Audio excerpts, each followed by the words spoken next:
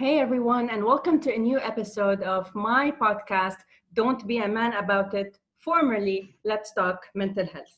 Today, my guest is not only a good friend, but also someone I enjoy working with and I enjoy learning from.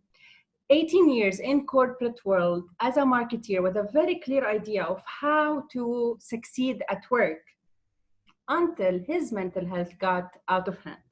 My guest, Ivan, the co-founder of Bessern, is here to share his story with mental health and how he succeeded to turn it into a very successful business in helping organizations improve their performance and well-being through technology and behavioral science. Ivan, hi.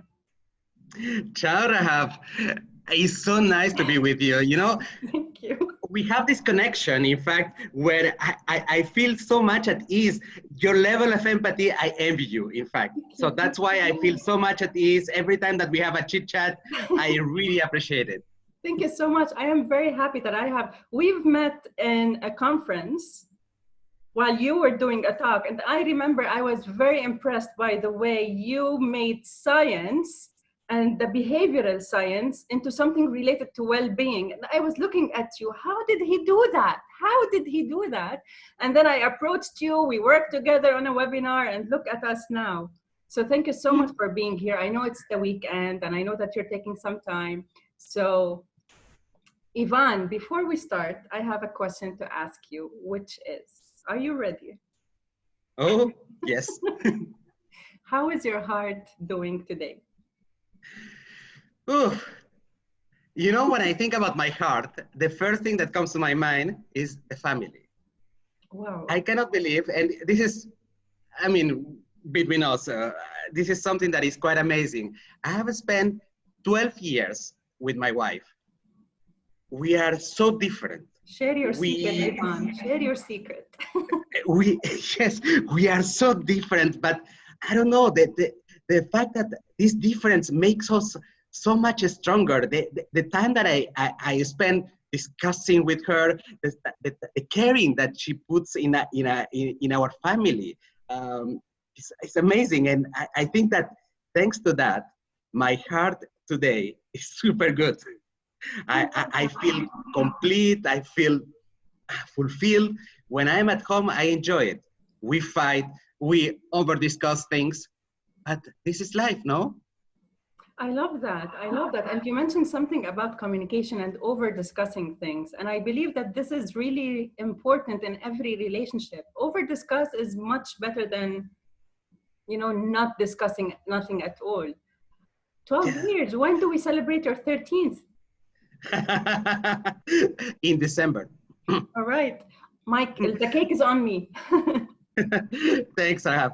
Rahaf, in fact, now that I'm saying, but it was out of the blue, your question, but if you think about it, relationships and at home with the family is very similar to the relationships that we have at work, right? 100%. So there is not always compatibility between what you are, what you feel, but what is important is that there is always this type of respect, recognition. As long as there is this, anything else, these small little fights, doesn't really matter anymore. Because you feel like this person cares about you. There is something there. 100%. And I think that every employee in the company always manages to find their office partner. And that partner usually is the same as the one at home, but in the company. They have each other's backs, they support each other at work, and they really work closely, and hence they achieve more. Yes, absolutely. So, Ivan, let's get into the serious topic now.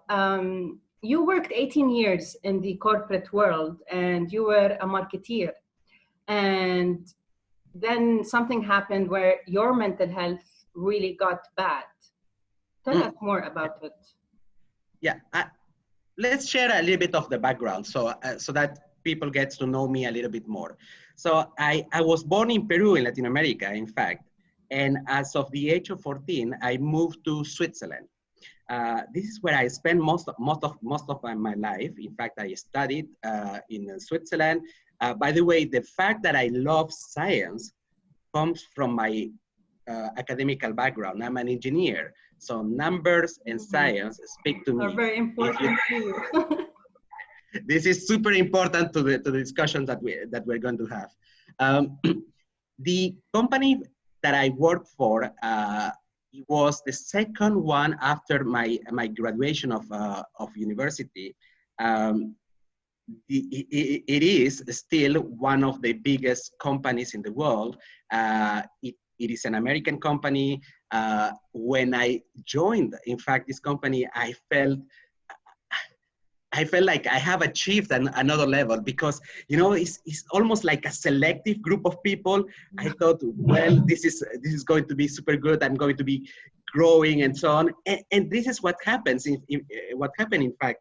So I joined the company, and very early on, it was clear for me that in order to be successful in this company, I needed to devote time, resources, and be capable, in fact, of speaking to a lot of people, connecting with a lot of people. I had so many opportunities, and one of the things is that I have to recognize is that they paid well. So the financial, exactly, the financial impact, the financial reward, in fact, was quite huge. So the progression was very rapid. I had the opportunity to work in several countries, travel a lot. The only thing is that I had to travel a lot, so I was not always home. But you know what? There was no weight for me out of that. It was like, this is the price that I have to pay to be with a recognized company, so I did it. As approximately 7 years ago, I was posted in Dubai in order to head the commercial strategy organization in the Middle East. I felt like, wow, this is amazing. Dubai is super good, super beautiful.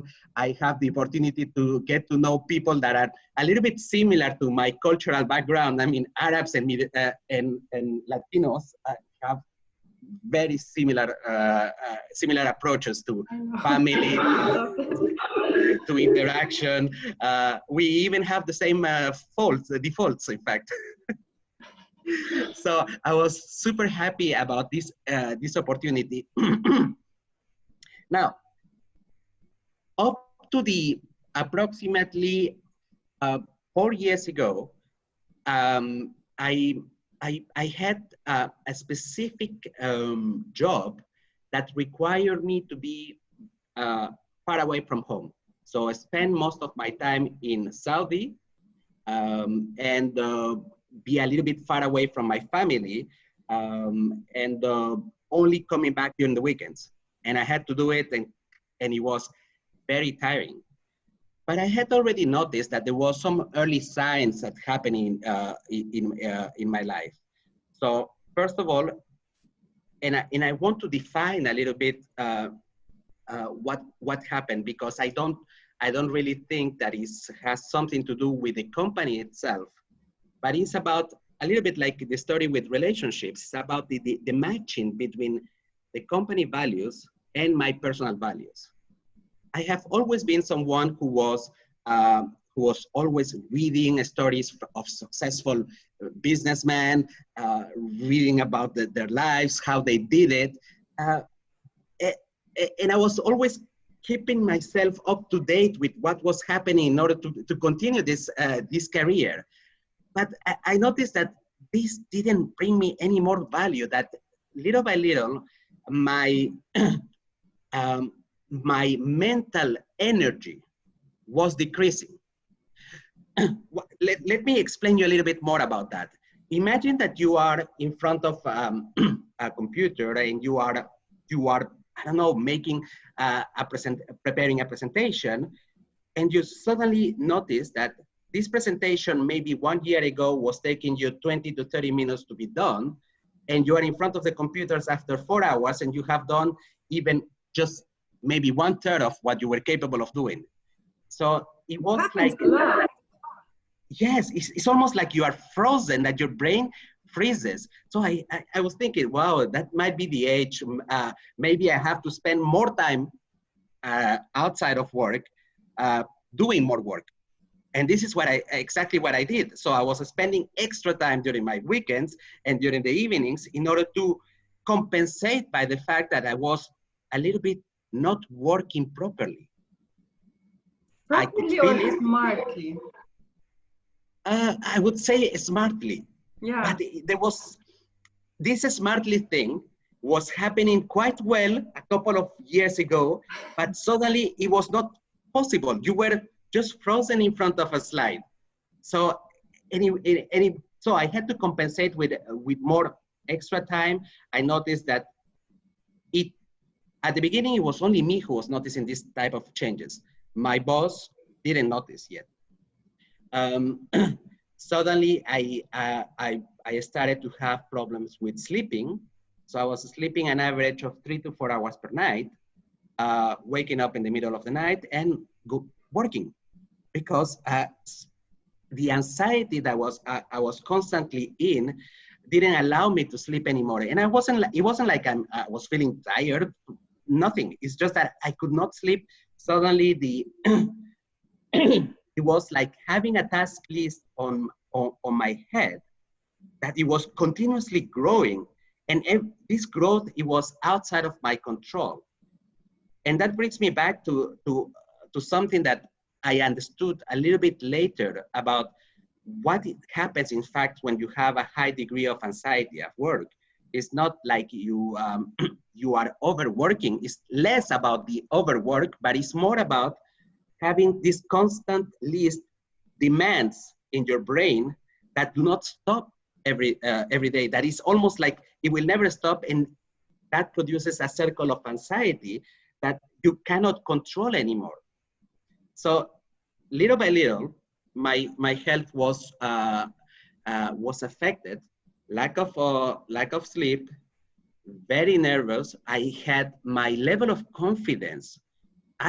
In principle, in a company where I have been working for a long time, I was very confident in front of the people. And suddenly, while I was presenting, I was feeling a little bit like not 100% there. This confidence also affected the outcomes of my work. And even I noticed something that I never did. I had a team, and I have always been like a type of empathic person.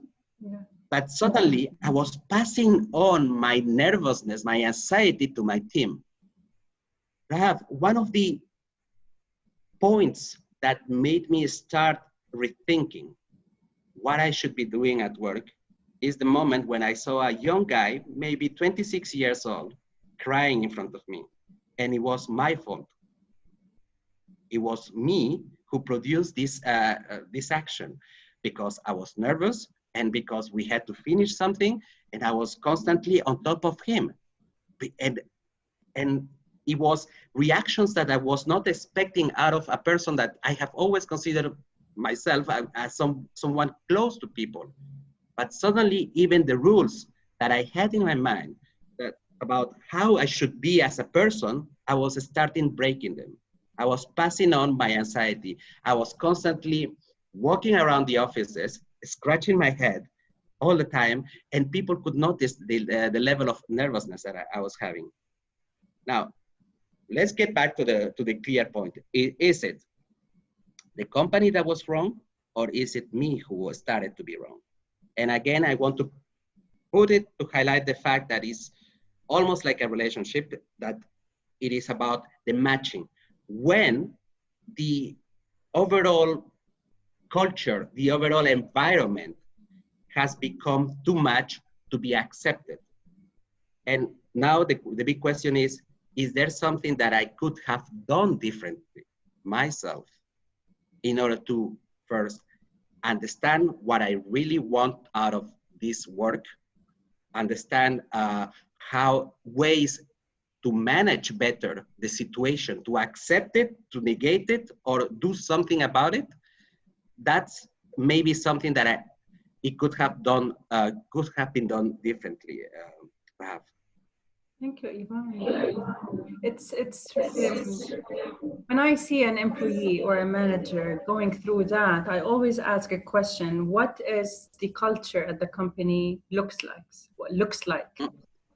How is your management? How is your relationship with the management? How are your leaders in the company? Do they express their struggles with mental health or with stress or with anxiety, or they're always pretending and wearing a mask and making you work under pressure?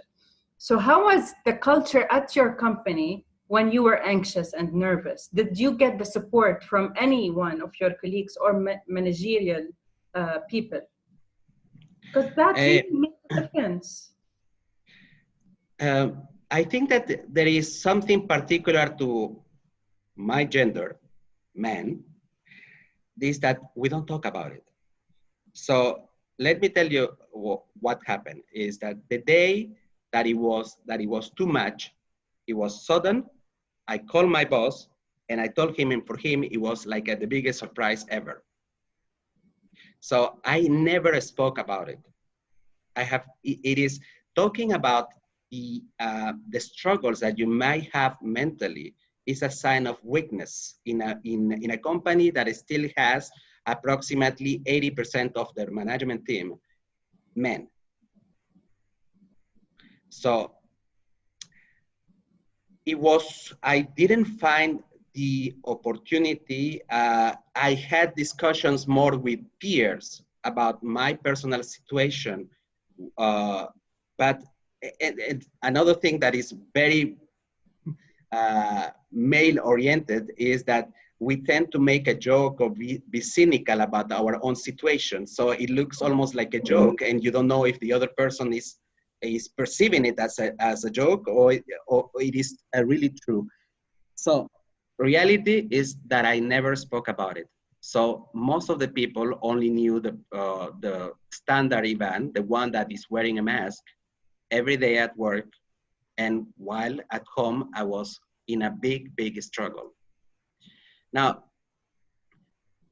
something that I jumped a little bit too quickly is that from the moment that you have the early signs, let's say approximately, in my case, 12 to 18 months that I had early signs that I really put aside, that I did not accept. How can it be that I'm going to change jobs just because I feel a little bit nervous? That is something that is impossible. Then you start thinking about the power that it has, the financials, and you start feeling scared. Yeah, but if I don't get these financials, what is going to happen with my family? What is going to happen with me? Maybe I can give it a little bit an extra time, maybe 2 years more. And by the way, this is something that happened to me when I had the early sign. I say, okay, I can last 2 years more. Rahaf, the brain, your mental, doesn't have deadlines. When there is the moment of where something breaks inside of you, it is sudden, because you know that you cannot stand it anymore. That if you continue, you are going to die. This is how you feel. You are going to die. There is no other word to put it nicely. It looks dramatic, Latino style dramatic, but you feel like every day you are dying because your brain doesn't function correctly.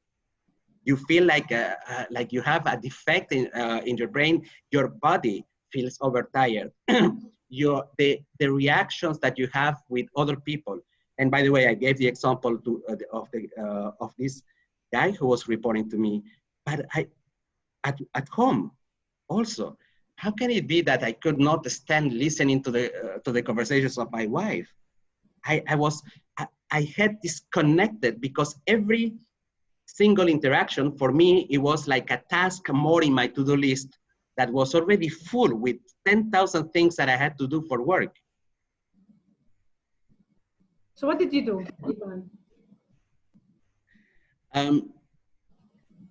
What I did is, and it's not really the best example for anyone to do, is to say enough.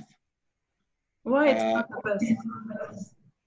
Because there was things that I could have done differently, even already before it is too late. I still remember that moment. It was a weekend, having a reflection of approximately 1 hour, feeling overloaded because I just had a conversation with my boss during the weekends about a presentation that it was for the next day. And suddenly I felt that that there was no way out. So I called him again and I told him, as of next week, I need to go to the doctor. There is no other way to move forward for me. He tried to understand, and I recognize that my boss back then was quite empathic. He tried to understand if it was something that he did. And I told him, I don't think that is something that you did, because this is accumulation of things that has produced that. So after I attended once more for this presentation that I had to do, and then I went into a leave of approximately 3 months. 3 months where I tried to recover, and it went so fast. You cannot believe how fast it went, because you already broke yourself, and you are not totally a person anymore. You are under medication. I don't even know what I did during these 3 months. I just knew that I had my wife beside of me. We were chit-chatting about the situation. It was nice to have the interaction with my kids, but it went super fast, and I don't know what happened until the moment that I recognized that it was impossible for me to get back to this environment, that it will come back again. You spend 3 months a little bit, I don't know how to describe that, because I'm not a person who takes any medicine. I try to avoid any medicine, and you start taking them and you don't feel yourself, and you feel a little bit like a zombie. I just didn't want to continue. So I had to get the conversation with the head of the region to stop working. Okay. So you quit. And give myself a break. You quit. Yes.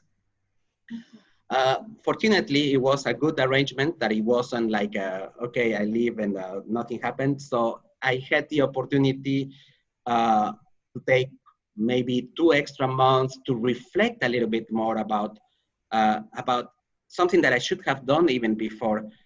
So why did it happen? What I could have done differently in order to avoid that I arrived to this moment of where I was already broken. And this is where I started thinking about something what was missing during that time. So one of the things that I identified that was missing during that time, it was the sense of purpose. It is like, why am I working? Is it because of the financial? Is it because what I can do with the money? And in fact, during this discovery process, I understood that it's not really important for me, the financials. My background, and that's why I mentioned the fact that I came from Latin America, is that I come from a very humble family. So we were happy with little money. So I understood that the fear that I had of leaving my job because of the financial, it was non-existent. And now today I am asking myself why I didn't think about it before. So coming back to the sense of purpose is to do something that it means something for me. Meaning, finding a meaning is not an easy exercise, and it's more about a self-reflection about what is the moments that you have enjoyed the most in all of your experience, in your past experience. And I recognize that one of the best times of my life is when I was heading a department that was like an accelerator for young talents in the company to progress rapidly. And the number of interactions that I had, and the fact that many years, or close to 10 years, I still have contact with some of these young guys who were rookies and that I really loved interacting with them. And even your tone changed. So that proves the passion to it. Your tone changed from whoop. That's right. So first, so I recognize that is something that I needed to explore because, okay, survival is one thing. You can have many crazy ideas, and I have got like crazy ideas because I love technology. You know that I'm a little bit of a nerd. But the real passion, the real thing is when I saw people progressing, when I saw people taking decisions by themselves. And this is something that I wanted to explore. So at the beginning, so I was exploring, so should I go into the area of individual coaching? Because I did certify myself as a coach a couple of years ago. I was using it at work, and sometimes I was doing some extras for my peers in the side to interact and do some coaching. But that's how it starts. I felt that, sorry? That's how it starts. Yes, yes. I felt that there was even more to that because the experience in my previous company made me also rethink about how people learn, and this interaction that there is between, when people go to training in corporate, it shouldn't be just about improving a skill. It should be more about giving them the possibility to learn by themselves other skills. And that the model inside of corporations was a little bit weak in terms of you pay a trainer to come to deliver something, they leave, and 2 months later, there is only 10% of people who will remember what was the topic of the training. So I joined these two passions of self-development, understanding how corporates react towards training and what is the purpose, because for me, the purpose of training should be related to building also an awesome culture. People should enjoy, in fact, learning, and a little bit of this nerd side, which is linked to behavioral science, in order to start the prototype of what now is Bessern. So, and you know what? One of the things that I have noticed, and it's almost like a little bit like when when we talk about people who had struggles with drinking, for instance. So if you had a problem with drinking, you will always have this problem, even if you don't drink. You are always an alcoholic, even if you don't drink. Being in the verge or completely burnout, it is very similar, Rahaf. Even now, after a couple of years, close to 2.5 years that I'm away of the corporate world, I can tell you, anything can trigger my mental state. So right now I have my own processes in order to manage these triggers, which I didn't have back then. So Yvonne, did you work with a therapist or a coach, or what did you do exactly that helps you today to keep yourself at the right frequency, let's say? Because you just said it, that there are a lot of triggers around us, especially for a business owner. So when you move from corporate to having your own business, it's almost the same and even sometimes more intense, the things that you have to face on a daily basis. So what are the things or the tools that you used before you quit your job that still helps you until today to manage or keep your mental health balanced in a way or another? I must say that there was when I was in the phase of recovery and just before I started Bessern, I had the help of a coach. I took this help for approximately 3 months. But the thing is that, and it's a matter of character. So I thought that on top of this help that I had in order to discuss and rethink a little bit more how I should manage it, I needed to do a little bit of personal work. And this personal work was an extra. So I had to devote between 1 hour to 2 hours during this time to rethink the person that I want to be, or the person that I want to be remembered when I die, or what is the real legacy that I want to leave. And it's not about a legacy for the whole world. I don't want to be in Wikipedia. I want just that my family thinks that I did something positive, and that I wasn't just someone who was working in an office, who had a significant amount of money back then. I wanted something that is meaningful for the people that I care. So I had to work out this person. What are the exact, and do an exercise of self-awareness. I don't know if you call it really self-awareness, or to have the possibility to reflect at an individual level about how do I want to do things as a next step. So the goal needed to be defined. The person that I am and that I want to be and polish, the values, had to be redefined. Out of that, the second step came to define more of the processes or the tactics in order to reach to reach these goals. Because even whatever I want to become, I will always have this problem of managing my mental well-being. So I needed to create, like, define actions that I need to do. If this happens, I do this. Yeah.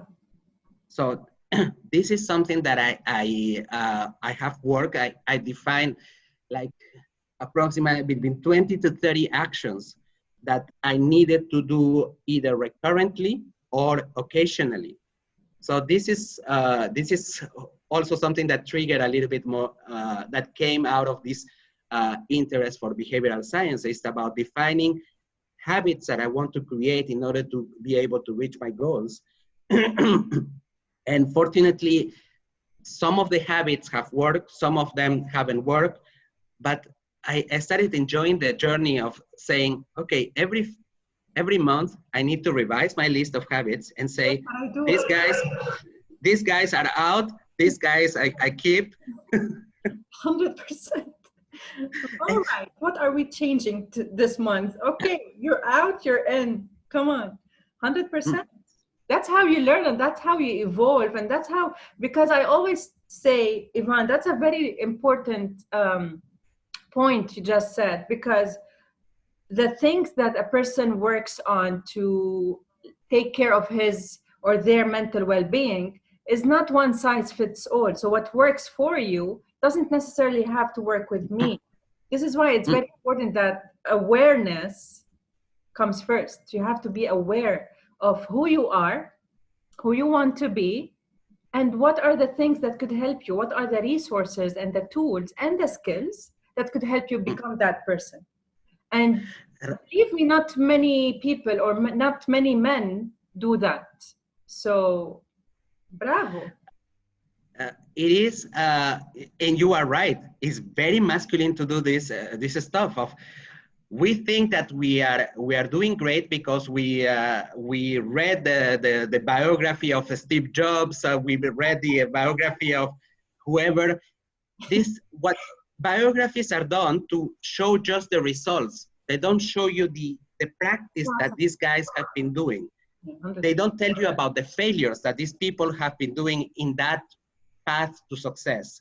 And this is what I blame to and I was very stupid, because I have been, for the 18 years of my corporate life, I have been doing that, reading, thinking that I'm going to be inspired to do something that they did. No ways, because I didn't start it by the basic that you just mentioned, is the exercise of self-awareness, because my values, my lifestyle are not the same as these other people. It is good to understand other people, but it does not apply to me. That's where the individual help comes at hand. And the individual help for people who do not know enough about coaching is not about giving you the solutions, because what Rahaf has experienced is not the same of what Ivan has experienced, but giving me the possibility to self-reflect is to have a mirror to whom you are talking to, so that you can have a reflection about what did I just say, and then discover something new about yourself and prioritizing better. And unfortunately, we live in a world, in a society where we are constantly entertained. We have Netflix, we have the brunches in the Jumeirah restaurants and so on. And we don't have really the chance to dig a little bit more into ourselves to make us stronger. If I had a magic wand today and I wanted to get back to this moment, gosh, I wish 12 months before my burnout, I could have started working on myself, redefining what I really want to be, in order to get rid of this fear of the financial impact in my life. Today, I live with much less money and I'm not unhappy. I'm happy. My family is happy. They have me most of the time. I have changed. I have become the person that I wanted to be. And money doesn't buy that. And unfortunately, in corporations, this is something that we have discussed, is that the easiest way in order to engage employee is money.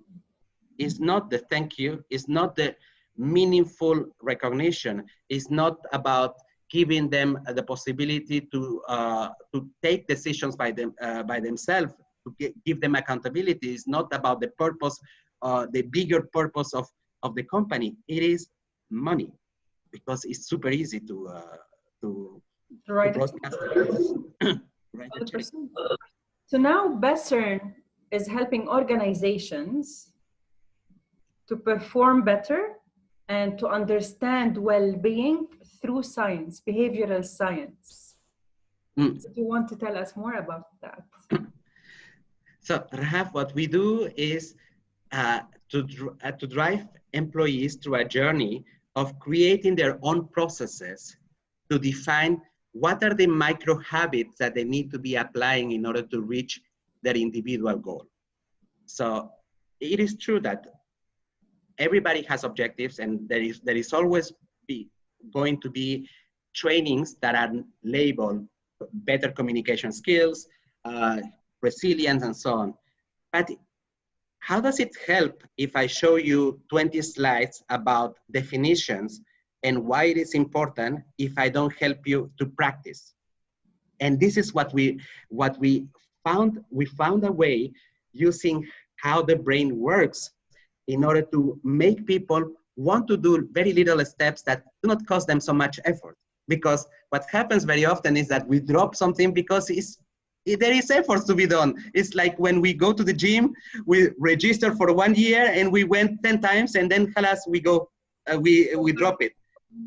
Motivation is not enough. So we help people to practice in a small little chunks what they learn. And this is the core of what we have been doing. And in fact, we have this ambition to make it available for bigger groups.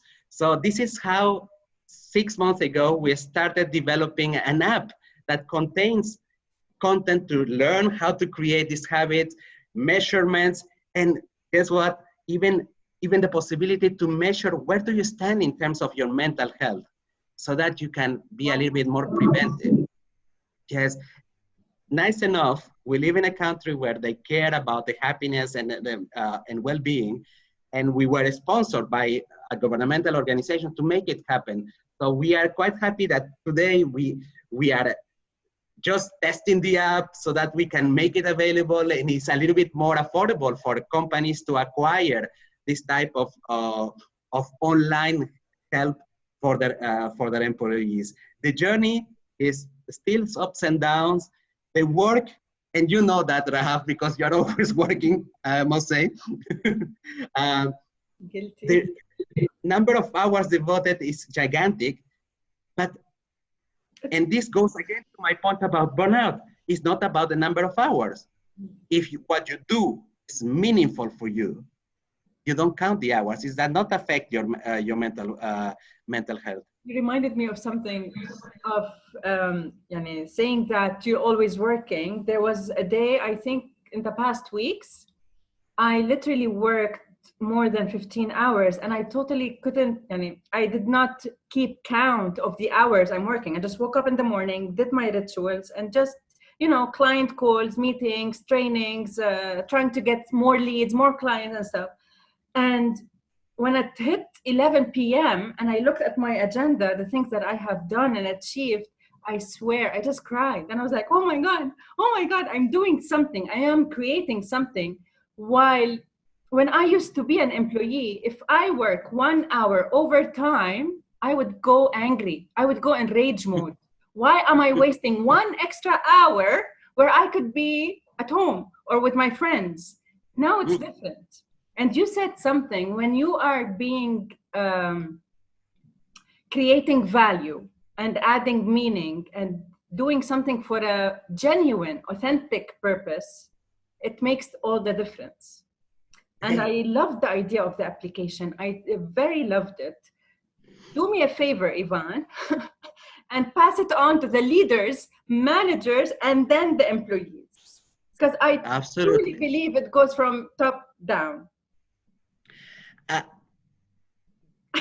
This is absolutely, you know what, and this is one of the defects that happens in terms of the culture, because very often companies believe that the culture should be defined first by the bottom of the organization. But when you are young and you are observing behaviors, actions, beliefs that your manager or somebody even more senior is having, this is where where there is a break between, there is a mismatch with the culture. In psychology, I think is called the cognitive dissonance, where you are not matching anymore because you see someone doing something different than what the company is aiming for. And yes, it's true. It should start from the top. Definitely, I truly believe that. But that keeps the employees, like, not every... There is no sound. Oh, you lost me. Now is good. Yes, there is sound. So I was saying that I truly believe it goes from top down, and not every employee has the luxury to quit the company and go start his own business or maybe go find himself another job. So what can an employee do when his character and his values are not a good fit, like the puzzle, there's a missing piece with the company's culture? How can he better manage it in a way that he doesn't get a burnout or a nervous breakdown or even problems and conflicts with the management? For example, I couldn't take it. I quit. Listen, quitting, it is the ultimate solution. But in order to quit, we need to do a little bit of steps before. So we have mentioned something, and that's in my personal journey, I found it quite useful, even though I did it very late, this exercise of self-awareness to define the person that I want, to redefine the person that I want to be and that I am. What is the core of the essence that really makes my life meaningful? The self-awareness part, it is something to be done. Not always you need a coach to do it, but I highly recommend that you have someone to interact, because it's very difficult to think about the right questions by ourselves. The second step is to define the actions that are under your control. You cannot change the culture of a company. If the company has this culture, you cannot change it. But what can you do in order to do the digestion of what is affecting you?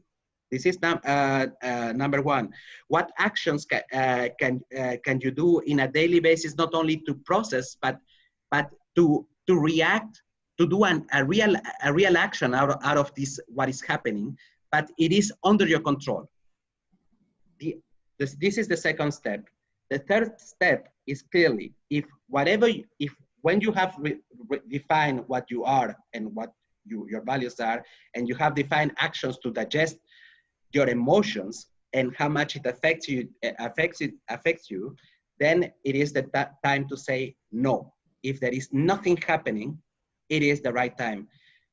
Listen, it is not, in our society, we really define everything by the value, by the money, that the financial impact that it has in our lives.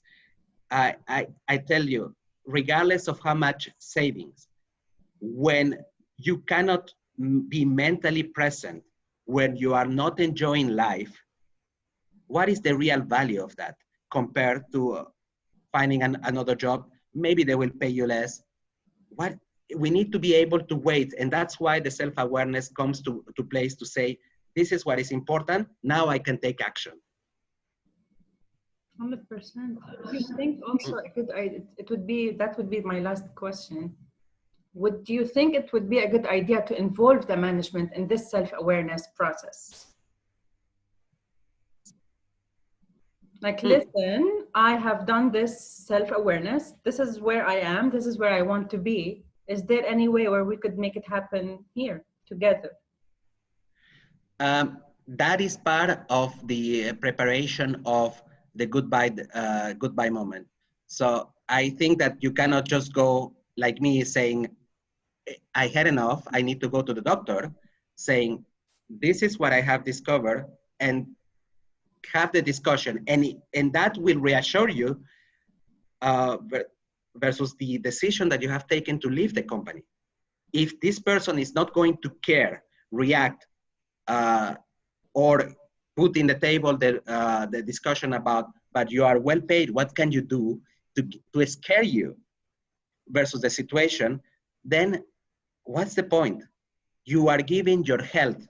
Your mental affects your body and affects your relationships.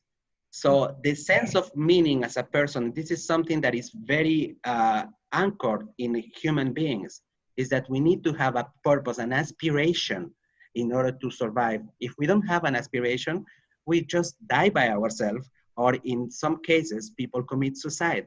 And I hope that now we can openly talk about this type of topics, because this is the ultimate risk that you have when you don't have a meaning, a purpose in your life, and you feel disconnected, lonely. This is what can happen. 100%. We definitely should do another episode on that topic, which is men specifically leaning on or leaning towards suicide when everything feels too much. And I know a lot of men who have done that, including my dad. So I know I said it's the last question, but this is the last question. You're incredible. Okay. Because I have worked with you before, and I know the value, and I know that everyone should be able to work with you or learn from you. What are you preparing, and how can people reach you? Okay. There is a small thing that we have. I mean, we want so much people to benefit, to have access to the type of programs that we have. And for the time being, we are making programs for corporations. So very recently, Elena, my business partner, and we decided to say, okay, what if we do a mini program that is super accessible for individuals so that they can practice what we have learned, what we are using every single day in terms of creating habits for reaching your goals. So the 15th of September, we started a program online where people, during 10 days, they can follow up videos and interactions via Zoom with us in order to create their first habits by themselves. So we have started, by the way, we have an awesome cohort. Approximately 12 people have joined us. So every day there is a posting. Then we are available early in the morning in order to answer questions. Then we have sessions of Zoom, and it's very affordable. And if you're interested, if people are interested about that, just go to our page, Bessern.co and look for the 10 days challenge. This is one. Now, you want to reach me and you want to talk to me. So LinkedIn, put my name, Ivan Palomino, you find me. I always answer to any questions. You're the sweetest. You are the sweetest. I remember when I first reached out to you, it took you like a few minutes to get back to me. And I was like really impressed and humbled. I was like, wow, you are the sweetest and the best person to talk to. I can say that from my own experience. So, and people listening to this episode, if Ivan's passion did not make you go and check out the challenge, I don't know what will. I don't know what will. Thank you so much, Ivan. I really enjoyed this. You being so open and genuine about this really means a lot. Thank you so much. Thank you, Rahaf. It was lovely to spend time with you. Thank you. Thank you, everyone. I'll see you next week.